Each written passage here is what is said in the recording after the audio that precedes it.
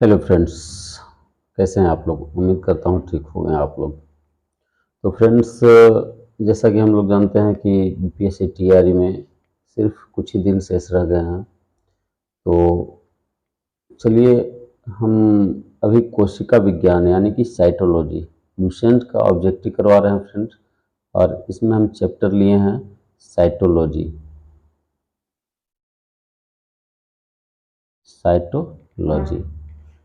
तो चलिए हम शुरू करते हैं।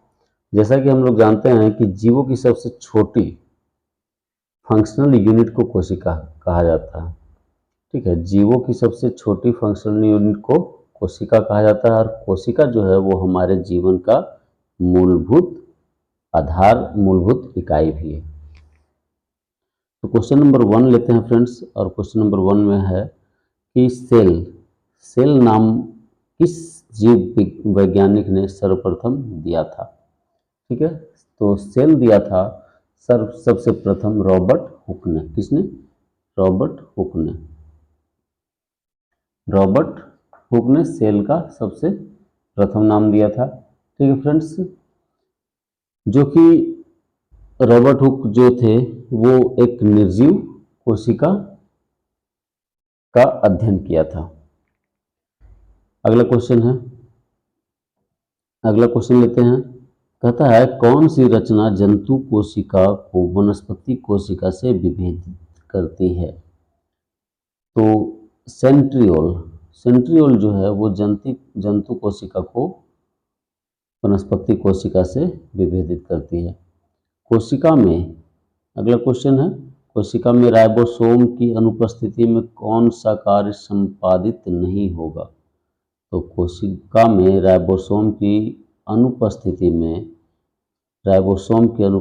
में जो होगा वो प्रोटीन संश्लेषण का कार्य नहीं हो पाएगा फ्रेंड्स। तो चलिए आगे देखते हैं क्वेश्चन नंबर 4। क्वेश्चन नंबर 4 में है यदि माइटोकॉन्ड्रिया काम करना बंद कर दे तो कोशिका में कौन सा कार्य नहीं होगा। अगर जो माइटोकॉन्ड्रिया काम करना बंद कर देता है तो कोशिका में भोजन का ऑक्सीकरण नहीं हो पाएगा। क्वेश्चन नंबर 5 देख लेते हैं दोस्तों। क्वेश्चन नंबर 5 में है कोशिका का पावर हाउस, ठीक है, ऊर्जा गृह किसे कहा जाता है। तो कोशिका का पावर हाउस कहा जाता है, कोशिका का पावर हाउस माइटोकॉन्ड्रिया को कहा जाता है। निम्नलिखित में कौन सबसे बड़ा कोशिकांग है। निम्नलिखित में कौन सबसे बड़ा कोशिकांग है। तो सबसे बड़ा कोशिकांग है प्लास्टिड। सबसे बड़ा कोशिकांग है कौन सा? प्लास्टिड। कोशिका में प्रोटीन संश्लेषण कहाँ होता है। तो राइबोसोम में जो है फ्रेंड्स वो प्रोटीन संश्लेषण होता है। पादप कोशिकाओं का सबसे बाहरी आवरण क्या कहलाता है?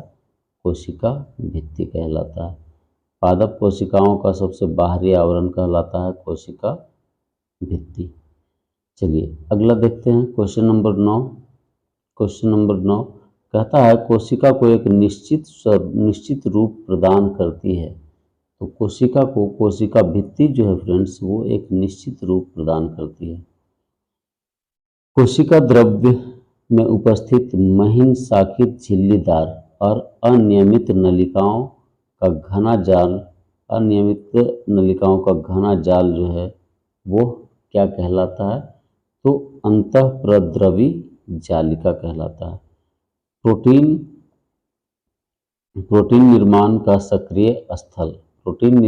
सक्रिय किसे कहा जाता है? तो प्रोटीन निर्माण का सक्रिय स्थल होता है राइबोसोम।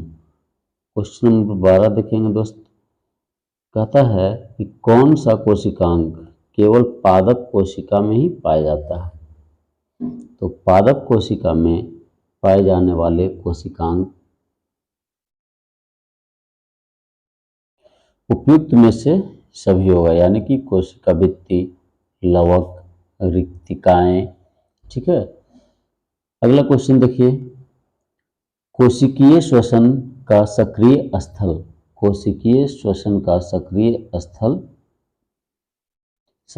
स्थल है माइटोकॉन्ड्रिया।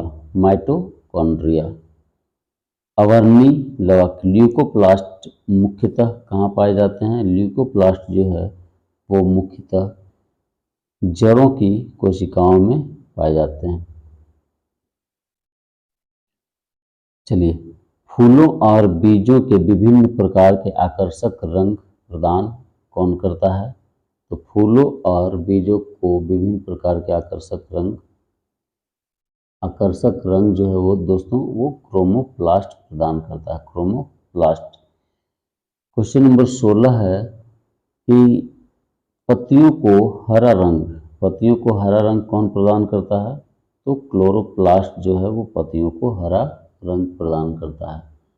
ठीक है। क्वेश्चन नंबर 17 देखिए, क्वेश्चन नंबर 17 कोशिका की आत्महत्या की थैली कहलाता है। आत्महत्या की थैली कहा जाता है, आत्महत्या की थैली किसे कहा जाता है? लाइसोसोम को कहा जाता है, लाइसोसोम को कहते हैं। लाइसोसोम में पाए जाने वाला वह एंजाइम जिसमें जीव द्रव्य को घुला देने या नष्ट कर देने की क्षमता होती है कहलाता है हाइड्रोलाइटिक एंजाइम कहलाता है, हाइड्रोलाइटिक एंजाइम कहलाता है। चलिए, 80% से अधिक कोशिका में पाए जाने वाला पदार्थ क्या होता है? 80% से अधिक कोशिका में पाए जाने वाला पदार्थ जो है वो जल है। कौन सा है? जल। अगला क्वेश्चन, निम्नलिखित में से कौन सा कोशिका अंडक मुख्य रूप से पाचक एंजाइमों के संग्रह कार्य की तरह कार्य करता है? संग्रह कार्य की तरह कार्य करता है तो वो है लाइसोसोम। कौन सा है? लाइसोसोम।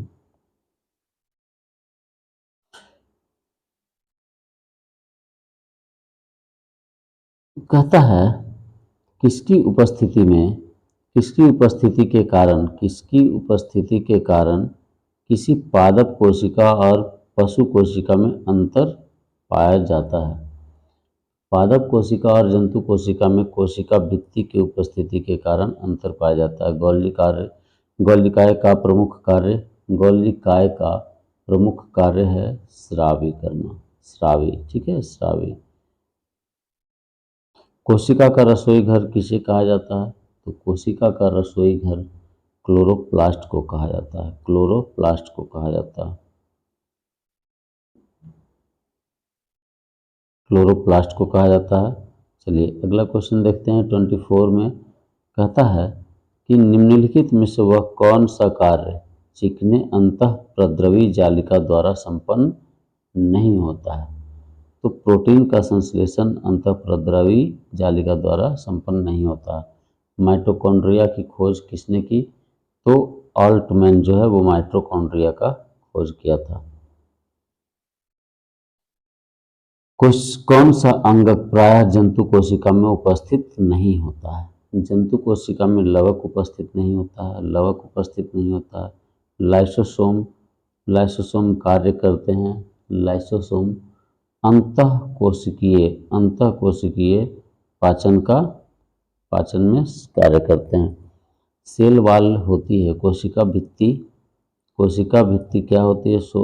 सेल वाल जो है वो होती है परागम। माइटोकॉन्ड्रिया के भीतरी वलन कहलाता है। माइटोकॉन्ड्रिया के भीतरी वलन क्रिस्टी कहलाता है। क्या कहलाता है? क्रिस्टी। माइटोकॉन्ड्रिया किसमें अनुपस्थित होता है? माइटोकॉन्ड्रिया किसमें अनुपस्थित होता है? तो जीवाणु में अनुपस्थित होता है। प्रोटोप्लाज्म यानी कि जीव द्रव्य शब्द का प्रयोग सर्वप्रथम किसने किया था? तो जीव द्रव्य का सबसे पहले प्रयोग करने वाला था पुरकिंजे। जीव द्रव्य जीवन का भौतिक आधार है, यह कथन किसका है?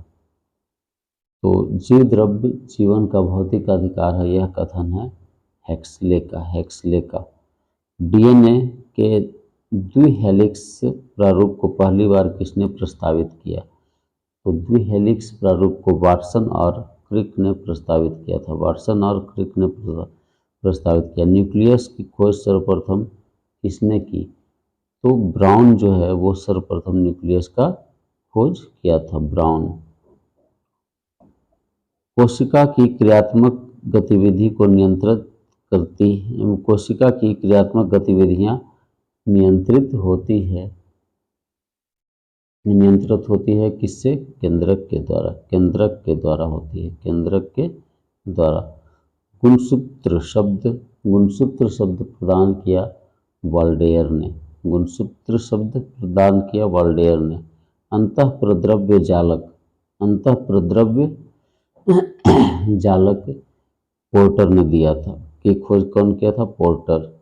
इलेक्ट्रॉन सूक्ष्मदर्शी की खोज नॉल और रस्का ने किया था, नॉल और रस्का ने किया था।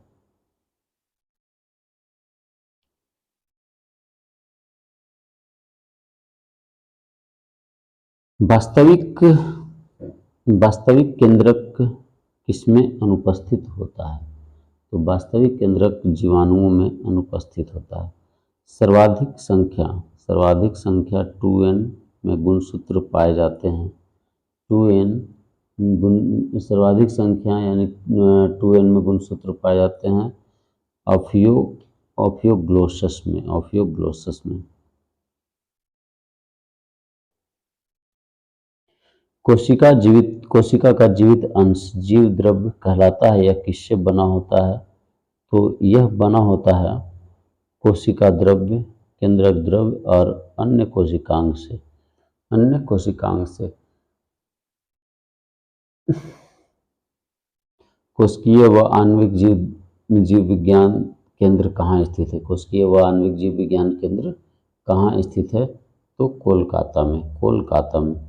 निम्नलिखित में से सबसे छोटी कोशिका, सबसे छोटी, निम्नलिखित में से सबसे छोटी कोशिका माइकोप्लाज्मा, माइकोप्लाज्मा होता है। माइकोप्लाज्मा गैलेसिटिकमा। और सबसे बड़ा जो होता है वो शुतुरमुर्ग का अंडा होता है, शुतुरमुर्ग का अंडा होता है। कोशिका के बारे में निम्नलिखित में से कौन सा सही नहीं है? तो कोशिका के बारे में जो है वो फ्रेंड्स, सभी देह ऊतकों में एक ही प्रकार की कोशिकाएं विद्यमान है, ये है क्या आपका? गलत है।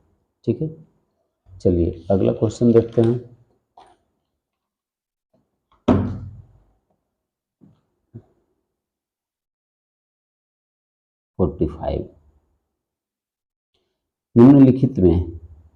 निम्नलिखित कोशिका अंगकों में कौन सा एक अर्धपरागम्य है? कोशिका झिल्ली अर्धपरागम्य है। निम्नलिखित पोषकों में कौन सा एक पौधों में कोशिका भित्ति का एक संरचनात्मक घटक है? तो इसमें हो जाएगा फ्रेंड्स कैल्शियम। न्यूक्लियस के बाहर डीएनए कहाँ मिलती है? तो माइटोकॉन्ड्रिया में। न्यूक्लियस के बाहर डीएनए कहाँ मिलती है? माइटोकॉन्ड्रिया में। अगला क्वेश्चन, निम्नलिखित में से किस कोशिका अंगक से लाइसोसोम बनता है? तो गोल्जी का इससे लाइसोसोम बनता है। निम्नलिखित में से वह कौन सा कोशिकांग है जो प्रोकैरियोटिक कोशिकाओं में नहीं पाया जाता है? तो प्रोकैरियोटिक कोशिकाओं में माइटोकॉन्ड्रिया नहीं पाया जाता। एक इमारत में ईंटें जीवों में कोशिकाओं के समान है। तो फ्रेंड्स आशा करता हूँ कि आपको ये 50 क्वेश्चन रिवीजन करवाएगा। ठीक है, और दोस्तों मैं उम्मीद करता हूँ कि आपको ये सेशन अच्छा लगा होगा, ये वीडियो अच्छा लगा होगा। वीडियो को पूरा देखने के लिए तहे दिल से धन्यवाद। और आप वीडियो को अच्छा लगता है तो लाइक करें, सब्सक्राइब भी कर लें।